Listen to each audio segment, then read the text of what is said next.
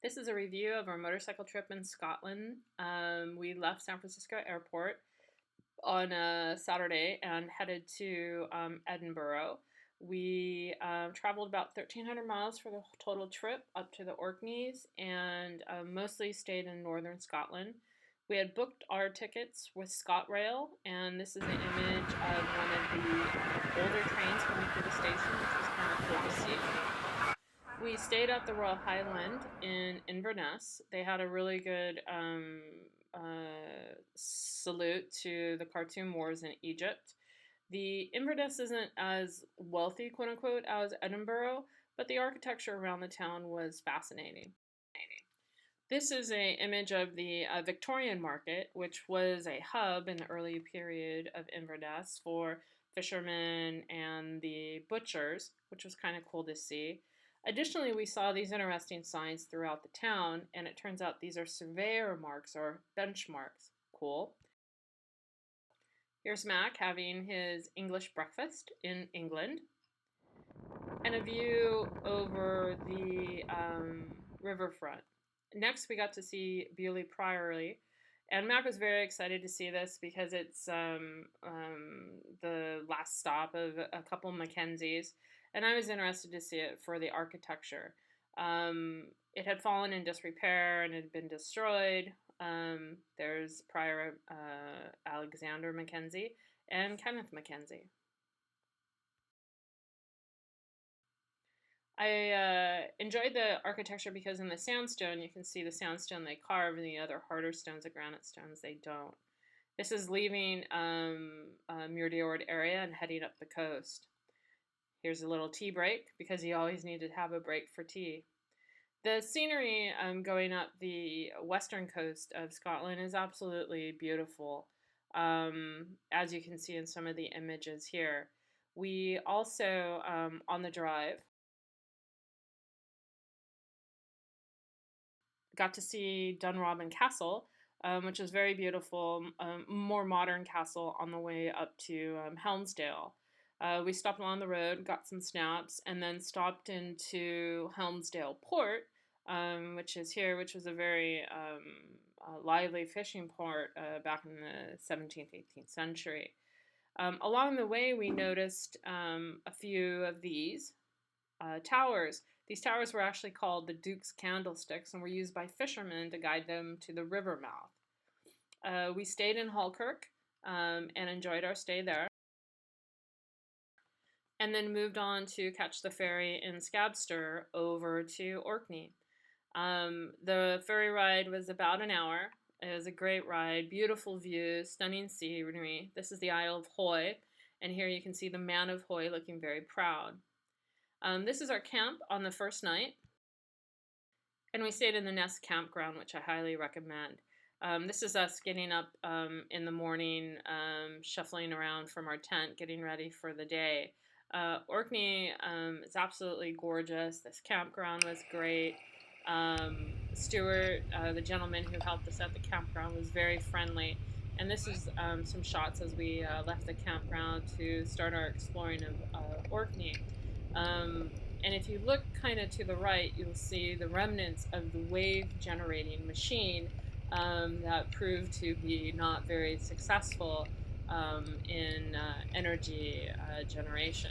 But I am told that they are using a turbine now, a deep sea turbine, to try to generate electricity, so hopefully that will have better results.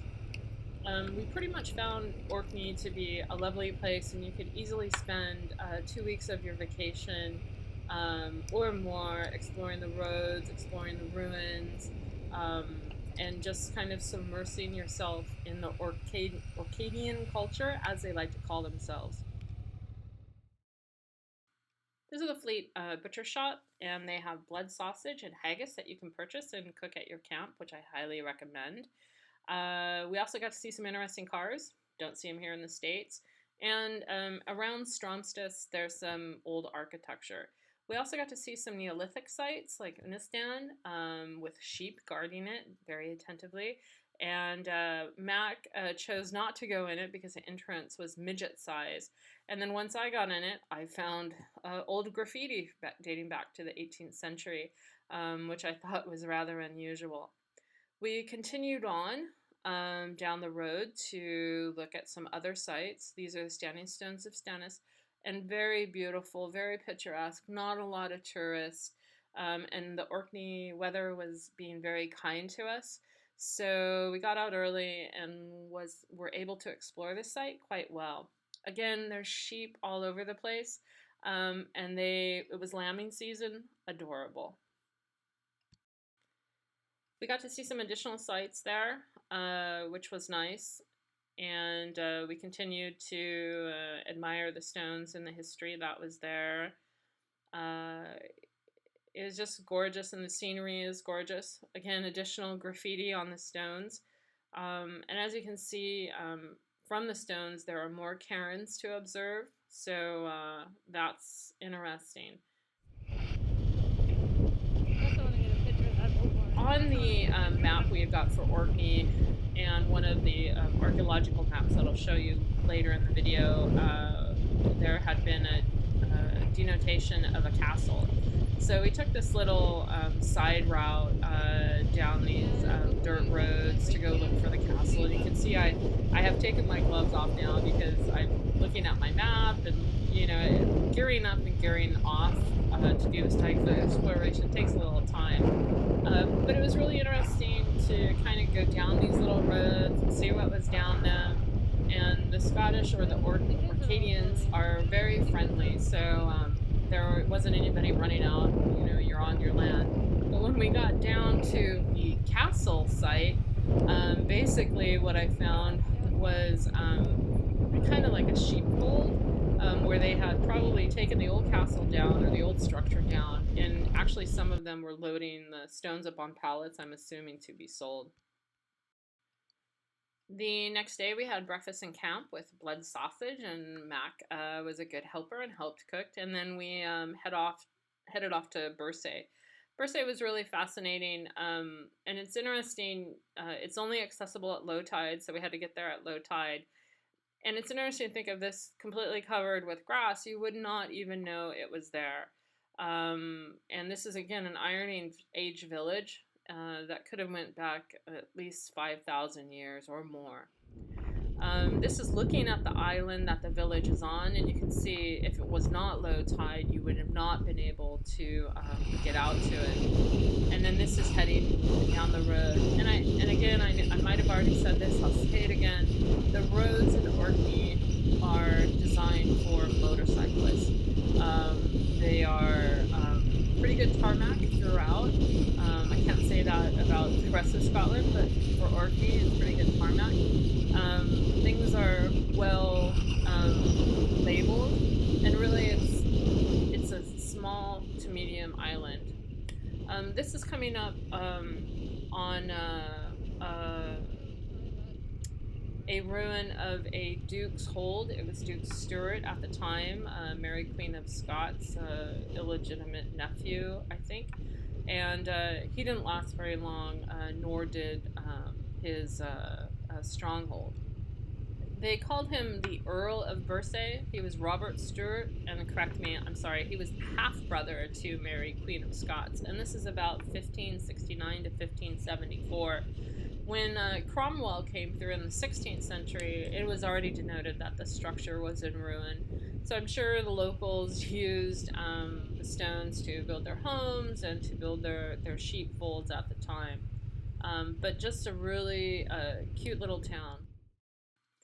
This is where the floorboards went into the Earl's mansion, and then again another shot. Now, just to cover, Orkney is a place for motorcyclists. The roads are very accessible.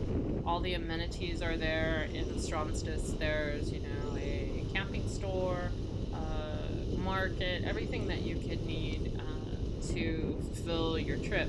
And I highly recommend camping while you're in Orkney. We had changeable weather. It was rainy, it's super windy. You'll see some additional shots later on. And then sunny. This was also kind of a buggy, not serious buggy, but there were midges and bugs kind of throughout Scotland during the trip. This is heading down to Scarabray, which is an interesting place to visit, and I do recommend seeing it. The other important thing to note about visiting Orkney is if you do have the maps and the website that I'll show later on, you'll be amazed about the amount of Swedish, Norwegian, Viking influence that is on the island. And it makes sense because it is so close to Sweden, that you would have so much of that presence in this region of the Orkneys, and again, also northern Scotland. I just found it fascinating, being of Swedish descent, that it was there, and it was a way, since I haven't been to Sweden, to kind of imagine in my mind's eye what it would have been like. Scarabray is a tourist trap, but if you do go there, and I do recommend you go there, it is interesting from an archaeological perspective.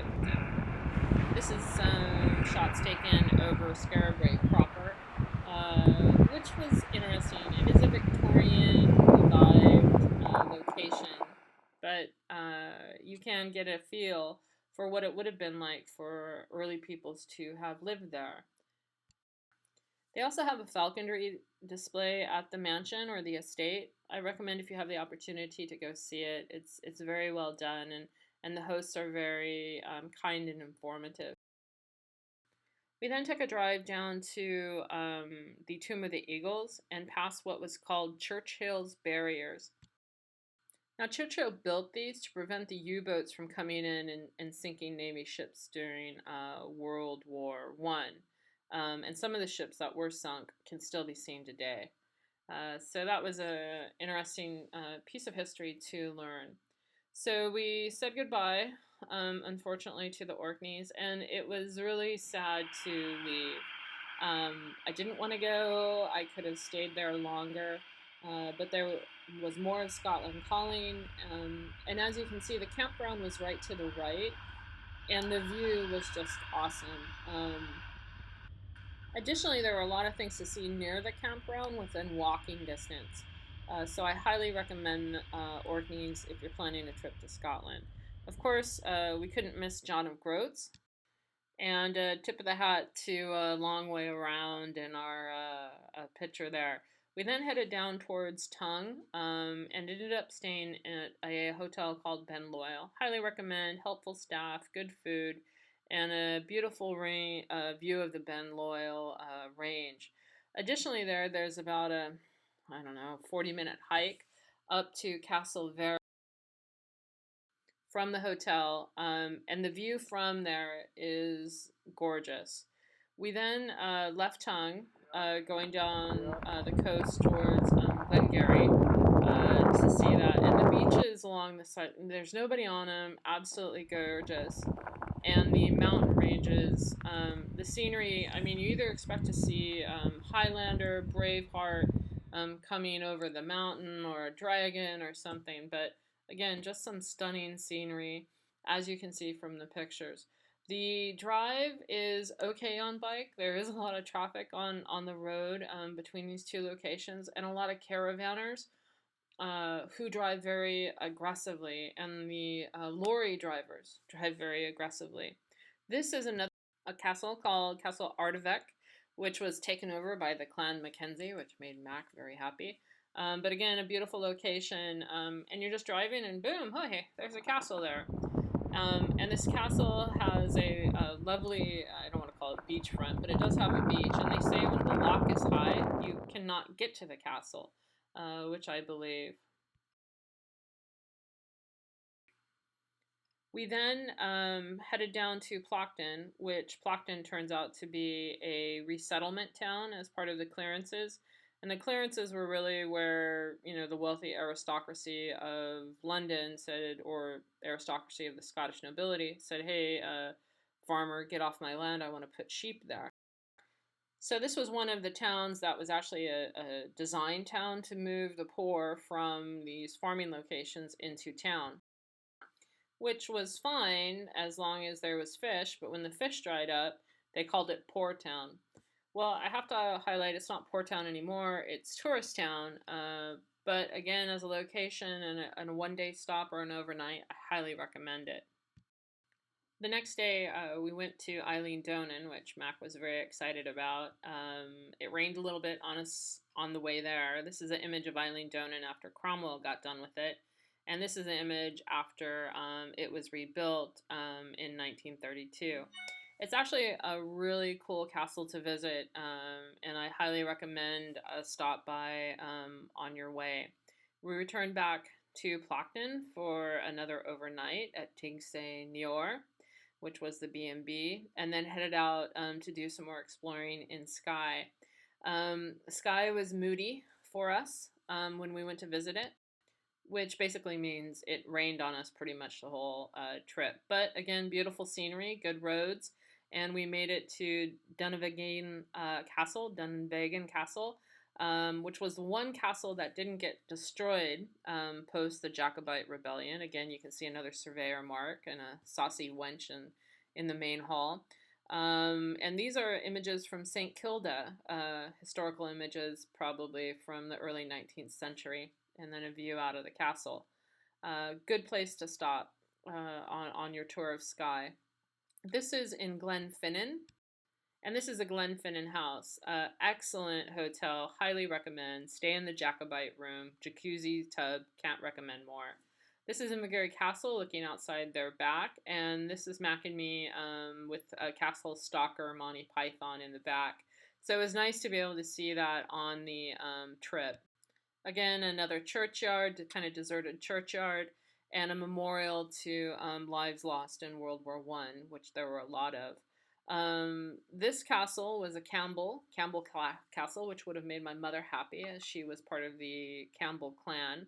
And this is the main entrance, or was one of the main entrances to the castle, and some interesting architecture that we got to see walking around. It was a castle kind of like Eileen Donan that had been planned to be restored, but the times had prevented it, and so forth and so on. This is graffiti, again, from the 18th century. Sandstone used as supports for floor beams, which I thought was interesting, and a spiral stone staircase with spacers that I'm still a little clueless on. This is going out towards the chapel, past the stables, and the chapel, of course, was destroyed, I'm sure, again, by Cromwell. But what was interesting was, of course, the skull and crossbones that you don't see here. And again, another shot of our room at Glenfinnan. And I think this was one of the Harry Potter shot locations. Again, just a really mystical, I expect to see dragons at any time pop over. I've got to admit, the scenery in Scotland, especially when it was cloudy and what I'll call moody Scotland, is just visually stunning. The Bonnie Prince Charles memorial, again, beautiful. And then here's Mac as we're kind of sightseeing around. There's the Glenfinnan house looking over the loch. And again, just gorgeous with the memorial in the distance. And again, the memorial, as it's documented here, is really not too much to Bonnie Prince, but to the gentlemen who had fought for the Jacobite Rebellion and for Scottish freedom, and had lost their lives in that endeavor. And again, throughout Scotland, you see a lot of these memorials, again, to different wars and different clans of the Scottish Highlands, but it really brings it home how important this was to them and their contribution to these endeavors for freedom. Again, some more amazing scenery. These cute churches abound, and again, the bluebells were in bloom, so you can't help but get them. This is some imagery as we were going towards Glencoe. And I think, again, if you're going to Scotland, Glencoe is one of those places that you should visit. Unlike the United States, where you drive kind of through the same scenery, you could go through the same scenery for an hour or more. Scotland's scenery is very diverse over short spans of time. So you can drive 5 or 10 miles and have the scenery change dramatically. But what was interesting again about Glencoe is that there were some what I'll call prehistory or Iron Age or pre-Iron Age sites as we were driving by. There were sites that you can tell were part of what were called crofts, were the farm crofts, where the clearances had removed these families from their homes, and then the homes were kind of left to ruin, and the homes were still standing because there wasn't anybody around to take the stones to build fences for sheep. So that part of the Highland history is very interesting. And one of the things I found when I was going through these videos, I was doing a lot of pointing, like, oh, look at that, like assuming Mac behind me could see what I was talking about. But as you can see, there's a lot of granite formations here. I think there were volcanic activity in this area at one time, so you can get to see some of that dramatic landscape. And again, another tribute to soldiers lost at war. I think St. Conan's Kirk, if you have the ability to see it, is a must-see for anybody interested in history, anybody interested in masonry, architecture, any of those types of crafts. It's really a tribute and a mishmash of a bunch of probably different churches that Kirk Conan brought together. You can see the stained glass it was just awe-inspiring. I think I could have easily stayed in there probably 3 or 4 hours just meticulously examining, all the craftsmanship throughout the facility. Again, there's a tribute to Queen Victoria and a little motto to her. Some nods of the head to Celtic architecture, just very fascinating. So this is just some of the weather what I'm going to highlight here is the weather wasn't always great, and it rained on us a couple days to the point where I had not put my boot covers on, and I was not wearing motorcycle boots, I was wearing hiking boots, and my rain pant had slipped up, and actually it just acted as a funnel and filled my boot with water. Additionally, the riding gloves we had, they were Icon, I don't know, but anyway, don't buy those. Invest in a good set of gear when you go on these types of trips. And I think you can hear the raindrops pelting my helmet in some of this video. The other thing is the road conditions, or the road tarmac, is variable in Scotland. And what I have found in my small amount of experience is it's the kind of orangey red tarmac that may be the newest or the best. And you can see this type of tarmac, it's like they only put tarmac on where the tire tread goes and not in the middle where motorcycle goes. It's really very disconcerting. But even in the rain, it was definitely doable, nothing to kind of turn you off from doing the trip, and it makes the scenery that much more dramatic and changes the scale of the adventure. And this is heading over one of the bridges down from Oban, which was kind of exciting. Again, it's kind of a one-way bridge, and again, very dramatic, and on a motorcycle, it really gives you a sense of a place and an energy of a place, unlike, when you're in a car and you can fall asleep and you get kind of drowsy and you're eating snacks and you're listening to music and you're chit-chatting or whatever. On a motorcycle, it makes you feel much more part of the landscape, much more part of the areas that you're traveling through. So, and then you can see me I can't see, I need to use the little squeegee on my glove to clean my helmet. Highland Cool with baby. Can't miss that. This is Maldag that we got to see, and it's just a really cute little fishing town off of the eastern coast, and ferries do come in there, so they get kind of what I'll call mad rushes of people. But again, highly recommend it. Stop in there for some fish and chips. Kind of really, I don't want to call it authentic, but it's about as authentic as you're gonna get. The other part of this part of the coast was exploring some of the little side roads and the Neolithic or prehistory sites that were available. And this was a little side journey that I'll show you a little bit later on in the video why we went there. Um, and one other side note here is that Google Maps gives you the ability to download a map to your phone that you can use when you do not have a Wi-Fi or cellular connection. Again, we had our cellular turned off because of roaming charges, and that is awesome because I did not have a navigation system on my motorcycle. Mac did, but he's not the best navigator, which I think he will admit. So having that ability to use Google Maps was highly helpful, and I do recommend it for those of you who may be renting motorcycles or may not have navigation on your bike. And you can see this little side trip. It, I mean, it was just gorgeous. Yeah, it was raining and it was a little cold, but we were along in the inland bay.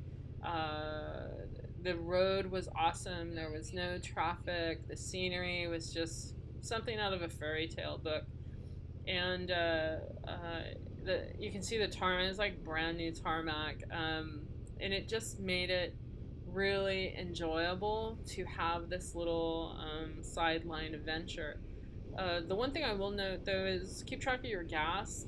I was riding the Triumph and it had like 100-mile range. Um, and gas stations are not as easily accessible as they are in the States for some of these areas.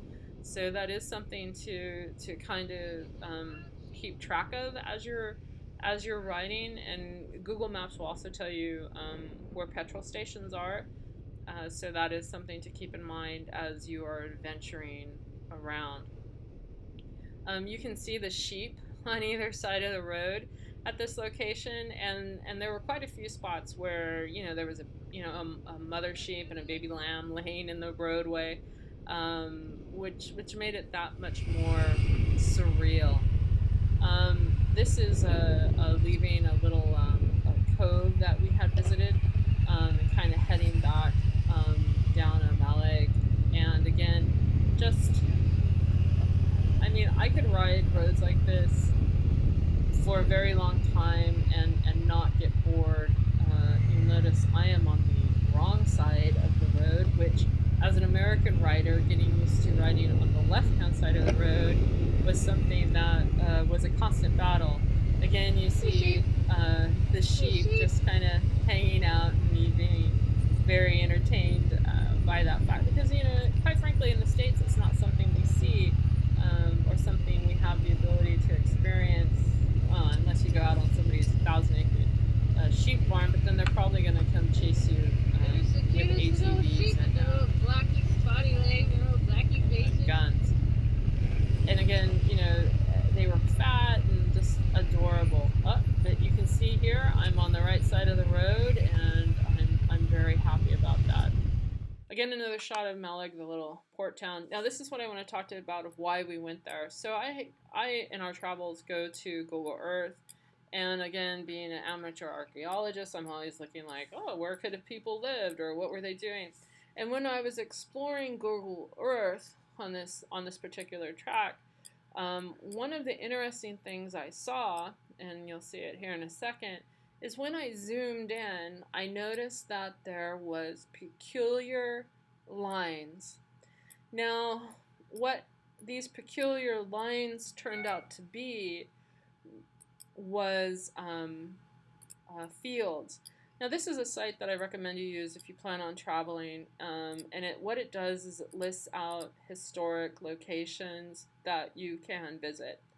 And here you can see it says like old crofts or old farms. So what you were looking at in that Google Earth image is really what I'm going to show here, which is basically the furrows of the fields that they had planted. Now, these furrows are probably over 1,000 years old. And quite frankly, maybe even older than that, because at the time of the clearances, the 16th century, this area only had very limited families. So you're looking at prehistory farming sites. So very cool to explore. So made it back to the Glenfinnan house, which I really like, though their dinners aren't very high. And why we were there, this is a sign that was in front of the stables. So we explored the stables because of course we have horses, so I was interested in, what did the stables look like, and that was pretty cool to see, the attention to detail around, where the horses were. Was the old water trough, which now this is a bell that could be rung, and this is a outside shot of the Glenfinnan house proper. Walking past, and then of course Invergary Castle, which was destroyed by Cromwell. As a side note, you can get inside the castle. I know it is all fenced off. I'm not saying that you should, but you can. The paths around Glengarry Castle are very beautiful, and you could spend quite a bit of time exploring that area. Now, we were pretty much wrapping up the trip and heading back to Muir to return the motorcycles. And one of the things that we got to see was the rotating bridge. And if you look, you can see the sailboat is making its way through the open channel into the next lock. So that was pretty cool.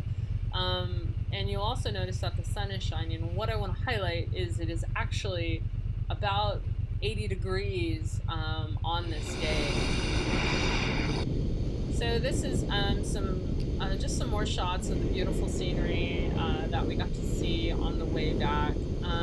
Absolutely stunning. And again, we kind of got to see all of Scotland's faces, her moody, gloomy, broody side, and then her sunny, warm, I'm going to melt every Scottish citizen within my realm side.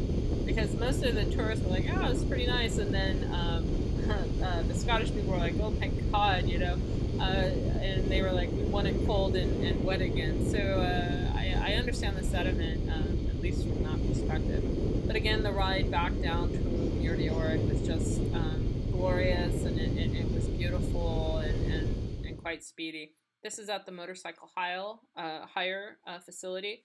And then we headed to Edinburgh for a day of exploring.